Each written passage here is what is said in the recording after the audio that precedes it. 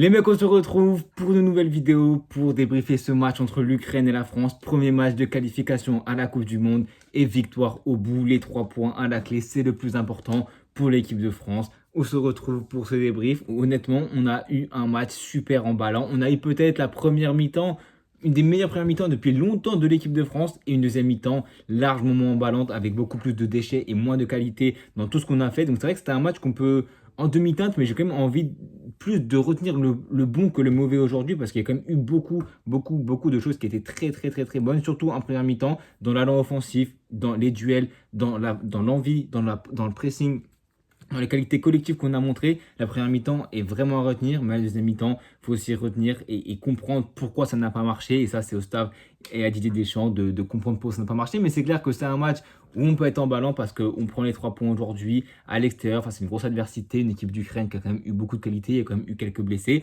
Mais je ne m'attendais pas, en tout cas, à une première mi-temps aussi dominante de l'équipe de France avec un aussi grand écart. Je ne me doutais pas que l'écart entre l'Ukraine et la France, en tout cas en première, était. Alors, est-ce que c'est l'Ukraine qui a moins joué, qui a pas bien joué, ou nous qui avons superbement bien joué? Est-ce que c'est un équilibre? Je ne sais pas, parce qu'en deuxième mi-temps, on a vu une Ukraine qui, pendant 20 minutes, de la 45e à la 70e, a eu vraiment beaucoup d'occasions, un poteau, un arrêt de Macménian, beaucoup d'activités défensives. On a eu du mal à sortir les ballons, Mbappé qui fait n'importe quoi. Donc c'est clair que l'Ukraine a montré son vrai niveau en deuxième mi-temps. Et s'ils auraient eu ce niveau-là en première, peut-être que le score est différent, peut-être qu'on ne gagne pas ce match, peut-être qu'on sort de là avec un point. Donc c'est vrai qu'on a eu de la chance qu'en première mi-temps, ils n'ont pas été bons, mais dû aussi à nos qualités individuelles et aussi collectives. Parce qu'en première mi-temps, on ne va pas se mentir, on a été super bon. Honnêtement, en première mi-temps, ça fait longtemps que je n'ai pas vu une équipe de France aussi emballante, aussi forte, avec sur le terrain.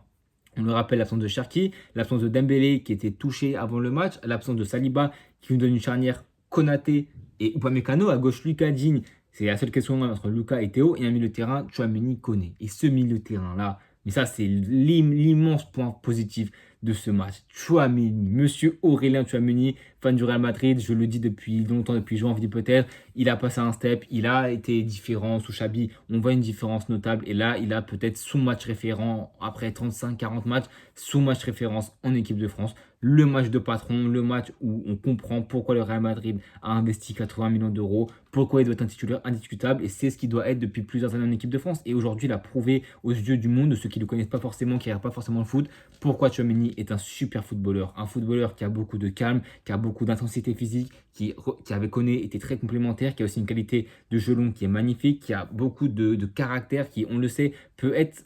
Il s'est vice-capitaine et c'est pas pour rien. On sait que c'est un mec qui peut donner des consignes, qui a un aura, qui a un truc, et on le voit sur le terrain, il est super juste. Il a récupéré un nombre de ballons incalculable, une activité incalculable, un jeu court super fluide, super juste. Donc Tchouaméni, franchement, c'est un match énorme. Je pense que lui-même sait qu'il a fait un super match, et même connaît que je me suis mis le terrain, je me suis dit, contre l'Ukraine, ça sera bon parce que c'est un milieu de terrain où tu seras quasiment en 4-2-4 avec 4 attaquants alignés. Donc il faut un milieu de terrain robuste qui, quand tu n'as pas le ballon et que tu subis peut-être quelques occasions, tu dois être juste dans la défense, tu dois être juste dans les replis. Et on a un Tchouaméni Koné qui ont été super grâce à ça. Et Tchouaméni un peu plus haut parce qu'il y a passe D, mais aussi grosse activité et grosse récupération. Et c'est le milieu qu'on a le plus vu avec aussi une défense Upamecano Konaté, en tout cas plutôt Upamecano que j'ai trouvé super bon dans ses interventions, dans ses choix. Il y a très peu de fébrilité, voire aucune.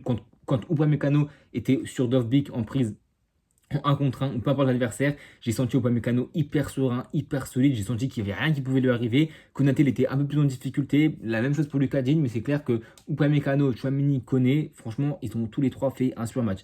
Pas que Digne a fait un match mauvais, même s'il était quand même en dessous, j'ai trouvé que Konaté, Tchouaméni, etc. Konaté, pardon, a fait un match qui était correct, sans non plus être du niveau de Upamecano, mais c'est clair que ces trois-là, Upamecano, Koné et Tchouaméni, ont fait un réel super match. Et hâte de voir contre l'Islande le 9 qui ira avec la paire Tchouaméni. Est-ce que ça sera Krépin Thuram ou est-ce qu'il reconduira ça des Deschamps? Je pense que c'est peut-être une bonne idée de reconduire ça une deuxième fois pour voir est-ce que c'était seulement ce match-là ou est-ce que ça peut être dans le futur de l'équipe de France. Maintenant, je ne pense pas que ce milieu de terrain peut rivaliser avec un milieu comme le Pays-Bas, avec un milieu comme l'Espagne, comme le Portugal, etc.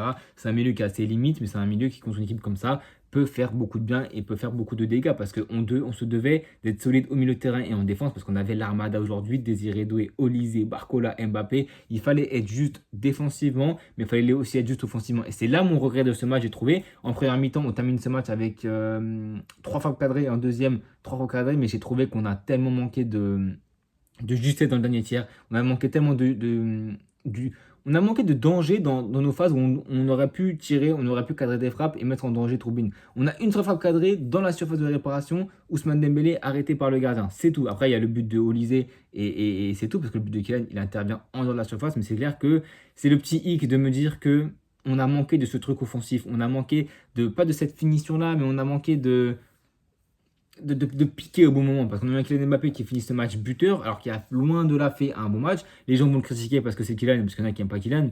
Je ne vais pas le critiquer, même s'il n'a pas fait un match extraordinaire. Ce but sauve son match, mais c'est loin de là un match de 3 sur 10. Les gens pourront dire ça, mais moi je trouve absolument pas que c'est un match 3 sur 10. Il y a eu du déchet, il y a eu des pertes de balles, il a eu des moments où il voulait trop en faire. Ça, on ne peut pas le mentir. Mais à un moment donné, on se pose au numéro 9, on attend quoi? Que tu marques. Donc il a fait son job. Maintenant, c'est vrai que dans le jeu, c'était assez compliqué. Il y a eu quelques schémas, dans 2-3 touches de balle avec ses coéquipiers dans les combinaisons où ça a été intéressant, mais c'est de loin de là un bon match du Kylian Mbappé. C'est un match qui est correct, un match où il met son 50e but, mais c'est dans la loin. En tout cas, j'en attends beaucoup mieux de Mbappé dans la gestion du ballon. On sait qu'il va être le leader, on sait que c'est le capitaine, le numéro 10, on sait qu'il a un poids dans le vestiaire, mais maintenant sur le terrain, il faut qu'on voit un Kylian Mbappé beaucoup plus juste dans ses choix cliniques. Là, c'est le Kylian que j'aime pas forcément quand il décroche et quand il veut toucher des ballons. On sait que les numéros 9, ils sont esselés dans des matchs comme ça où tu touches pas beaucoup de ballons. Lui, il a su toucher sa quarantaine de ballons.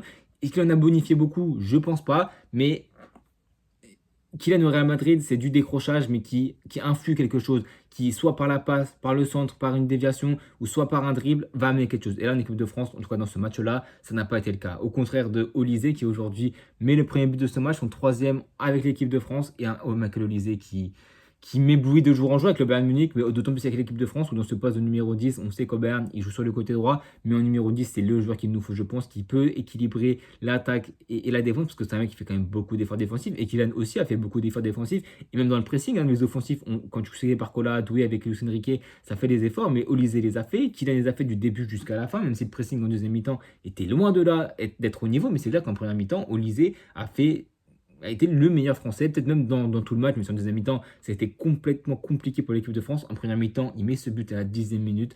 Le but, il part de lui. On revoit l'action. C'est lui qui est au contre, qui fait l'inversement sur Barcola et qui poursuit un effort de 60 mètres. Il traverse tout le terrain, il traverse la moitié du terrain.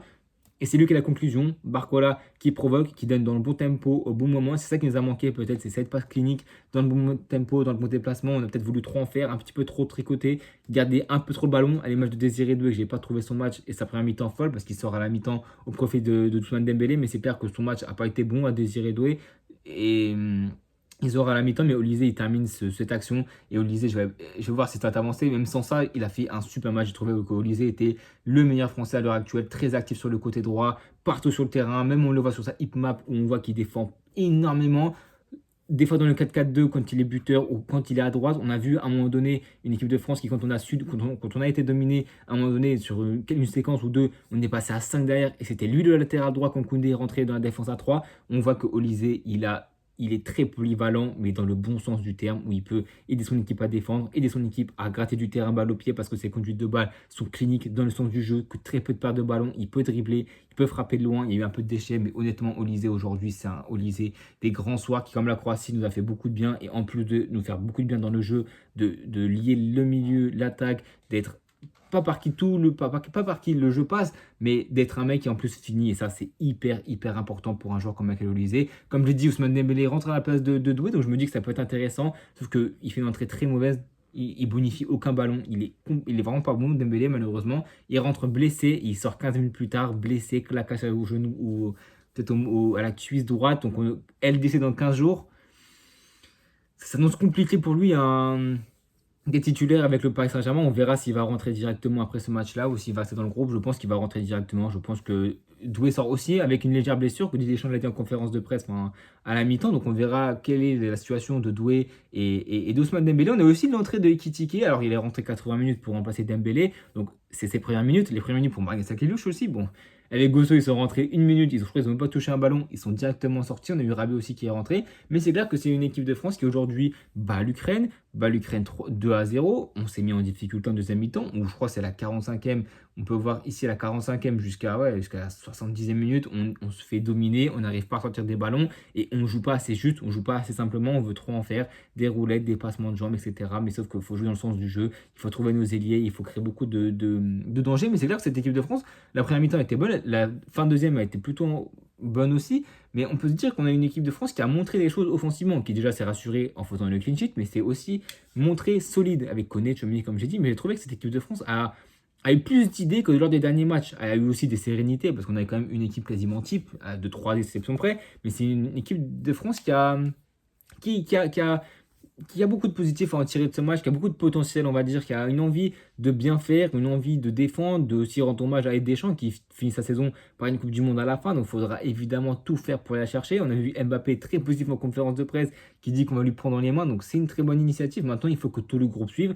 On a la meilleure attaque du monde à l'heure actuelle avec en tout cas les meilleures individualités. Mais on a vu ces individualités-là arriver à défendre, à s'entendre. Alors c'est encore loin d'être parfait, c'est encore loin d'être bien huilé. Mais ça, c'est une équipe de France qui a quand même eu des mouvements, qui a quand même eu du danger. Alors à la finition, ça a été loin d'être ça. Et dans cette avant-dernière passe, il y a eu un manque d'idées. Mais c'est clair que moi, je trouve ça c'est positif. Alors c'est que l'Ukraine en face, qui était une Ukraine moins bonne que ce que je pensais en première mi-temps. En deuxième mi-temps, ils ont monté leur vrai niveau. Ils ont montré le curseur et parce qu'ils savaient que c'était en train de passer à côté. Et on a vu qu'on a su être mis en difficulté. Il y a eu des moments où on a pu ressortir le ballon. On a eu quelques occasions qu'on a croquées malheureusement. Et Kylian Mbappé nous a mis la lumière, comme je dis, à la 80e minute, je pense, ou la 75e.